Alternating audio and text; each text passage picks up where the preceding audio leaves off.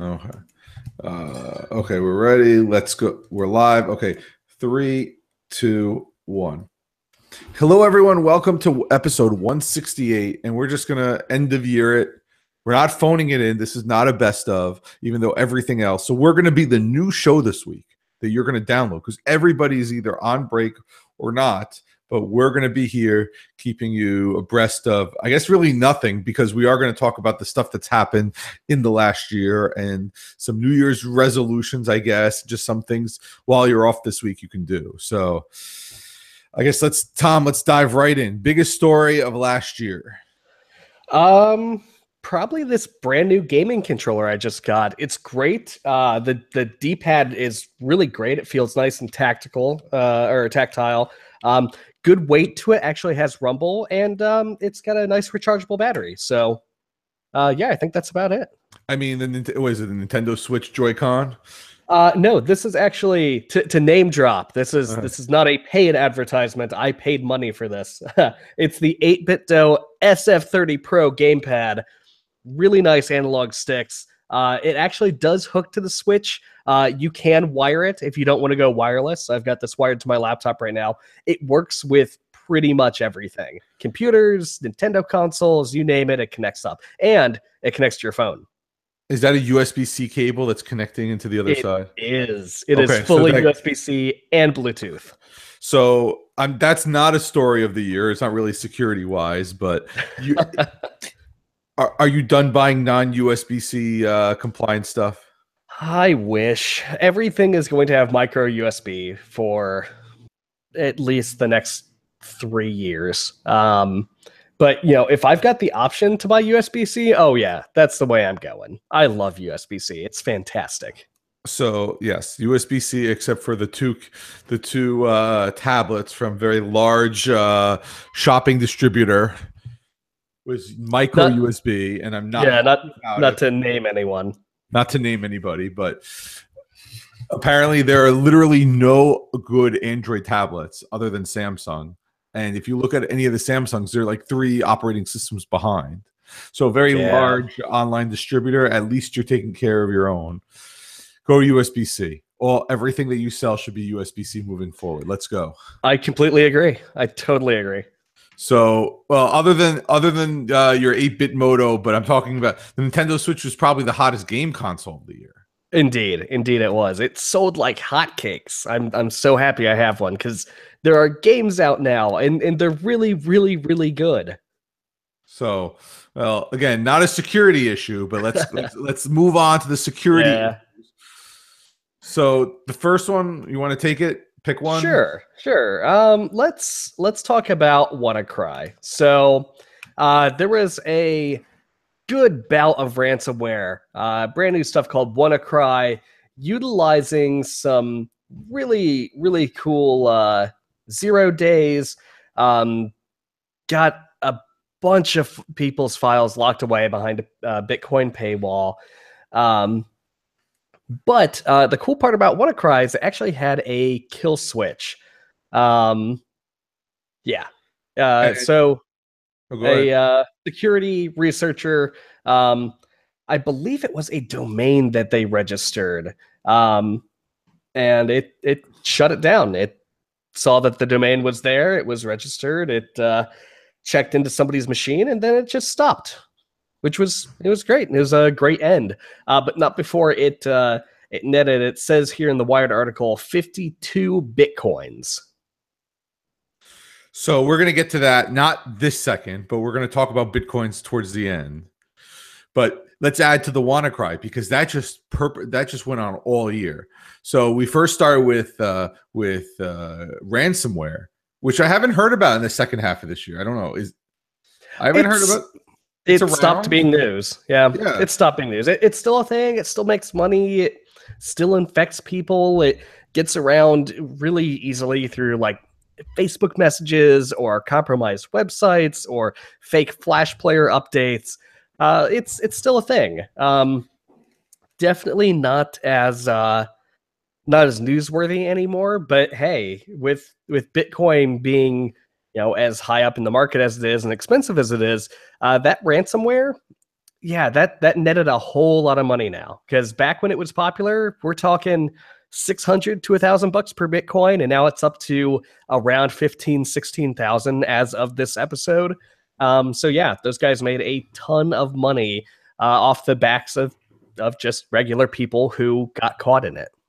Well, so I was going to bring that up. So we heard about ransomware a lot second half of last year into the first half of this year, and then it just stopped. Now let's add to that Marcus Hutchins, the security researcher who stopped to register this domain, was arrested in DEF CON at the end of DEF CON and everything else. And the trial is still pending and everything else. So that permeated throughout the entire year.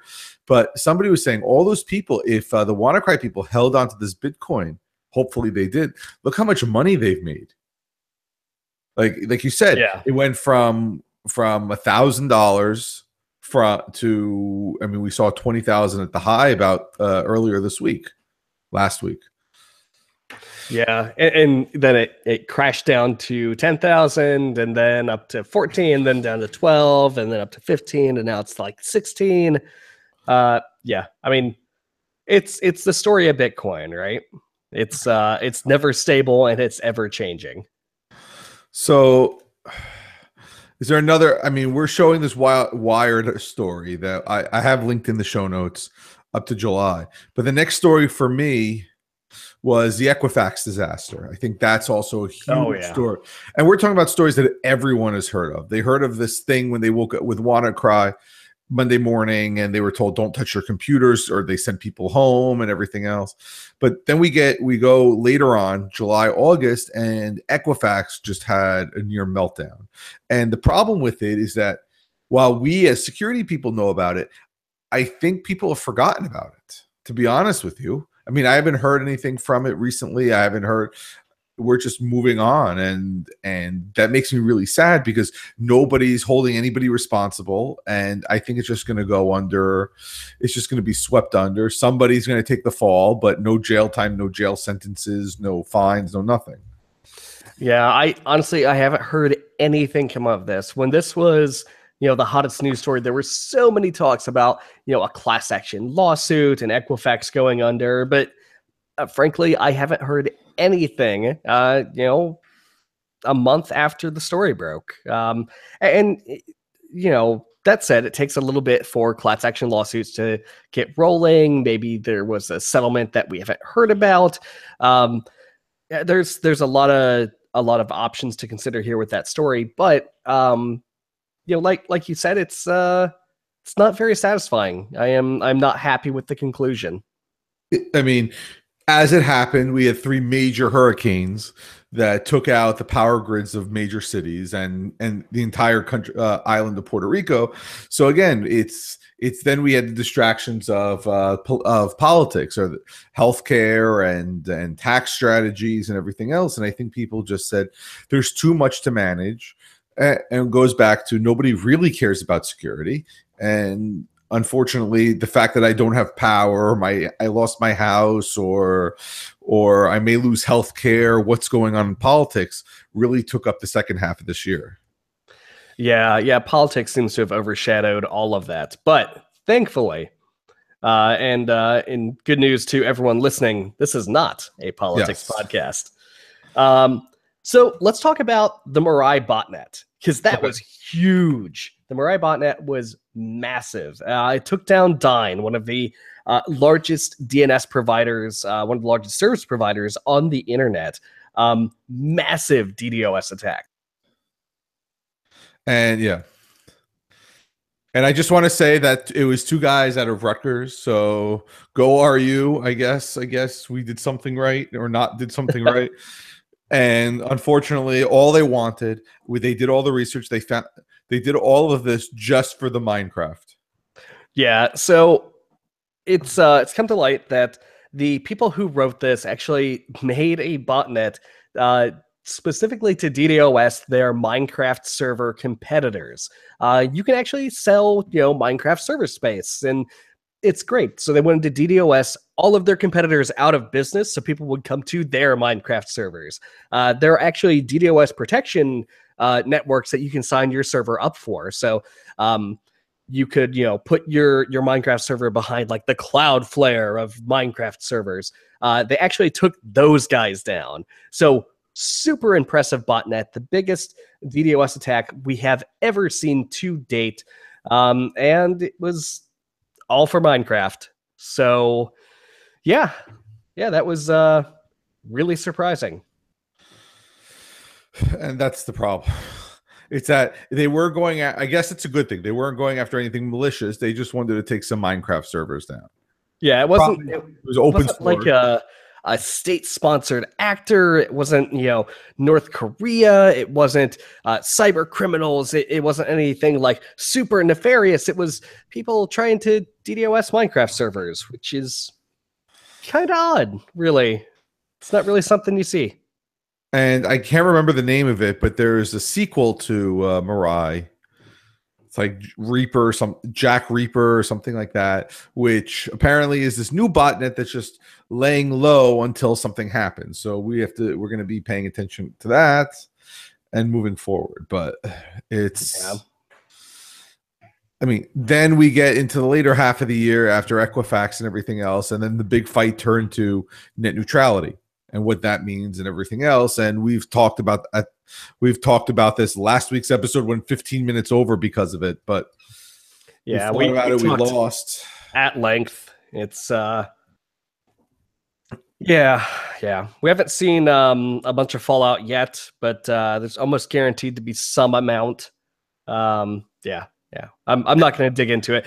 Catch last week's episode if you want the full 45-minute rundown, because we espoused on it. And we've tried to do both sides. I mean, we tried. It's really hard to take the position of, wow, this is good, when Tom and I grew up on the internet, on every iteration. We saw the good and the bad and the dial-up days, and then when DSL came out and trying to how come this town had DSL and we didn't, and everything else. So if you're the good of this is if you are a Comcast or Verizon shareholder or executive, this is great news for you. This is fantastic news for your pocketbook.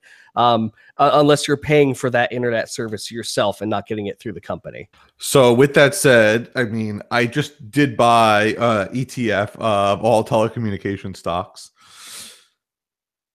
because you know what? If you can't be on the right side, if you're on the wrong side, at least try and get on the right side. And I just did sign a new 2-year contract with Fios. So I do have some sort of contract that says they're not going to do this. But Verizon, they haven't yet said, where Comcast has taken down all their pledges to not do anything. Same with AT&T and same with, I'm missing one. I don't think it was Verizon. I don't think Verizon has said they're planning to do bad things yet. I mean, they are, but yeah, they were really vocal when the Title II regulations came out. They were super, super salty about the whole thing. They were just completely unhappy and put out one of the most whiny blog posts I have seen in probably ever in all my time on the internet. Putting out a blog post in Morse code to say that these regulations were archaic was just kind of hilarious. But yeah. I gotta say, one of my I don't want to say favorite, because that sounds like I'm really happy about this. It was horrible when it happened. Cloudblade. When Cloudflare had that massive memory leak where they were just spewing forth the contents of internal memory on their Cloudflare, I guess CDN servers. So they had a parser written in C, and it got some bad data, mangled up the memory of the parser. This is why you don't write web services in C. It's a terrible idea. You should never do it. And it spewed the contents of internal memory everywhere, including stuff like usernames, passwords, social security numbers, because a lot of websites at the time, and probably still today, were using Cloudflare as their SSL front end. So their backend website would be all HTTP, would not be secure at all, but it would talk to Cloudflare, and Cloudflare would actually be the one serving out their content on their behalf. And Cloudflare had HTTPS in front of it. So you didn't have to do any of the certificate configuration yourself. You didn't have to buy a cert. You didn't have to run Let's Encrypt. You didn't have to do any setup. You just had Cloudflare be the front end of your website, and it did all the hard stuff for you. And it turns out everyone using that service was leaking the contents of everything: usernames, passwords, social security numbers, medical records, private keys, everywhere, all over the place, thanks to Cloudbleed. So Tavis Ormandy of Google's Project Zero discovered this, reported it, and it was really, really big. It was kind of a huge deal. And of course, throughout the year, Tavis Ormandy continues to be one of our favorite people, one of our favorite security researchers, because he keeps knocking these giant vulnerabilities out of the park. Just find them, report them, get them patched, name and shame. He rocks. We love Tavis.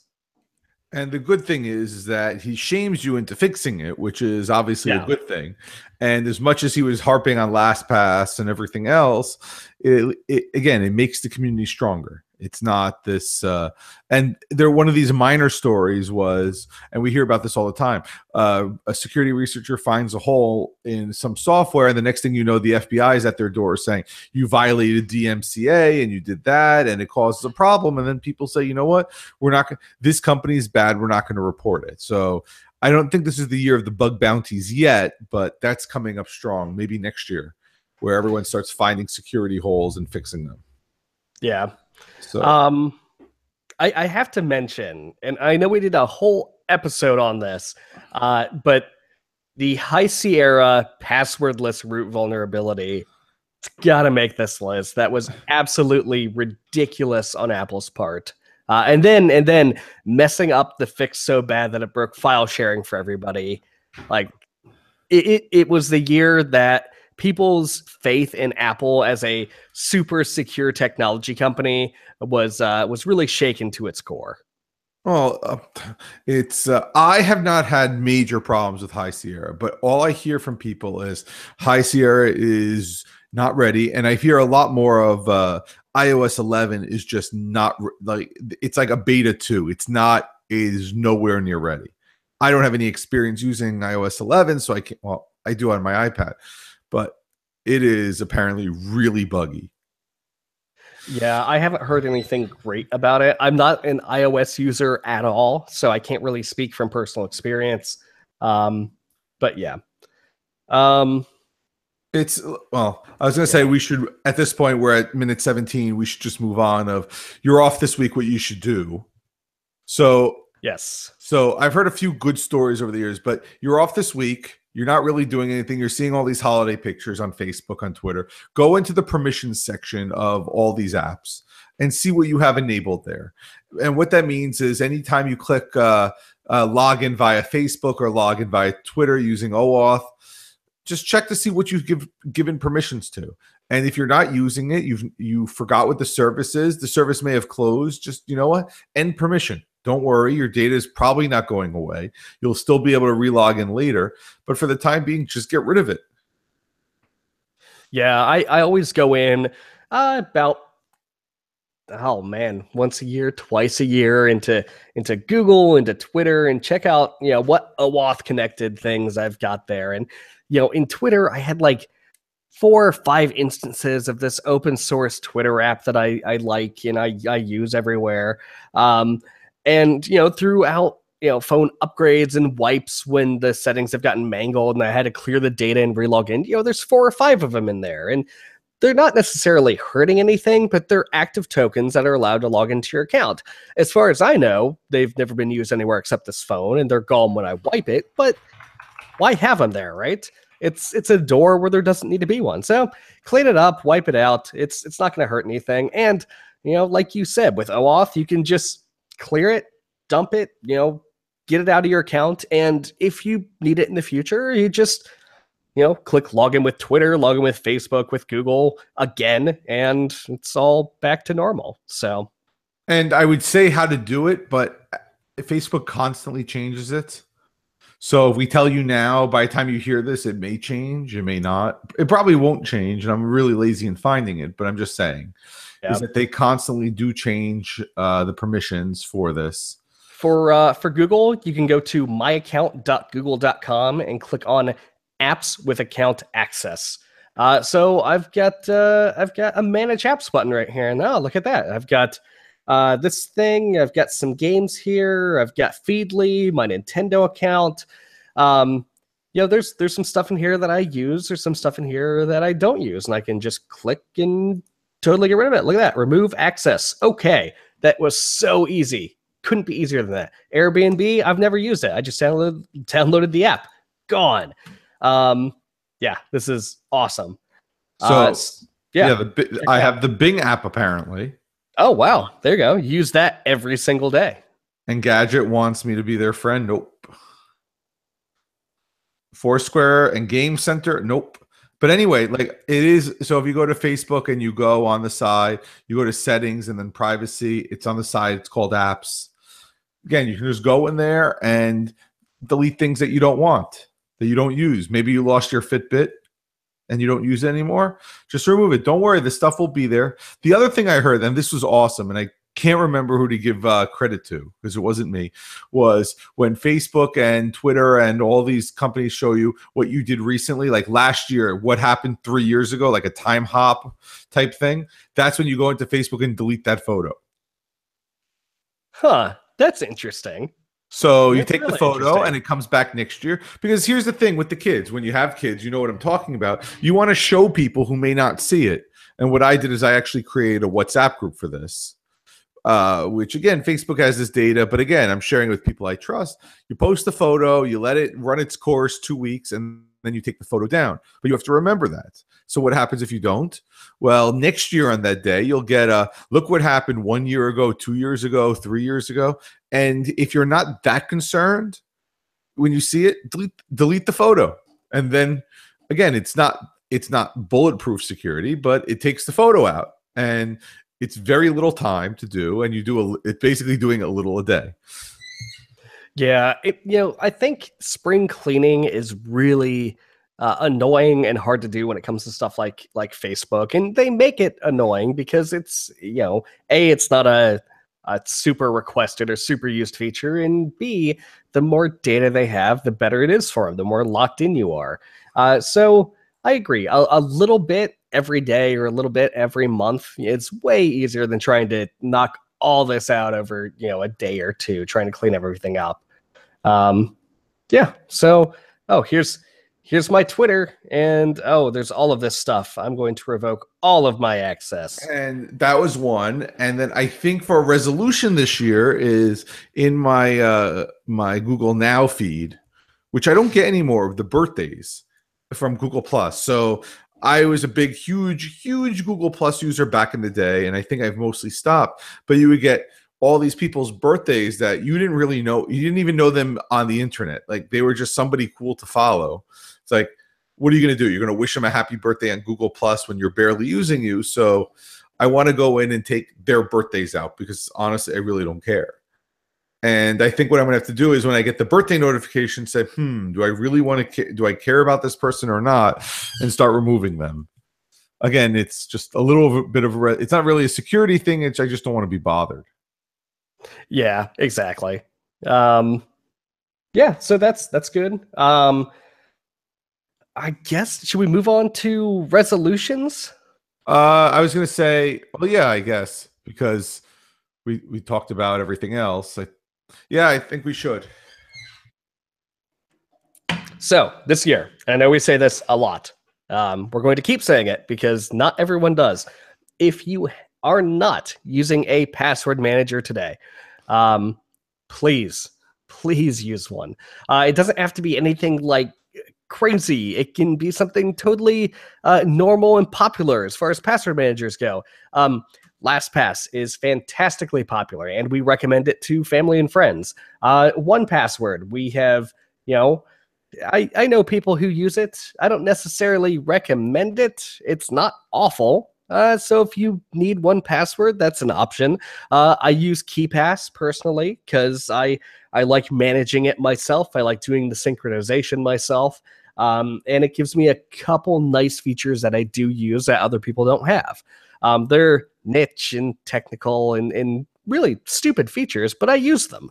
Don't roll your own password manager. Don't make your own algorithm. It doesn't end up well. Just pick one of the big ones. Use LastPass. It's simple, it's fast, and it's secure. Look, use LastPass. Start slowly. Again, all these things start slowly. Yes, I'm not a fan of 1Password. That doesn't mean that it's bad. It's just I have a political issue with them that if I don't have to use them, I won't use it. If they're the only company in town, they've done some pretty cool things recently that I really would like. Hopefully LastPass would integrate, like their travel mode, where you basically have a plausible deniability. I don't know what you're talking about. I don't have Facebook. Here you go. Here are all my passwords in my password manager. Facebook not there. Secretly it is in a different encrypted vault. But anyway, yeah.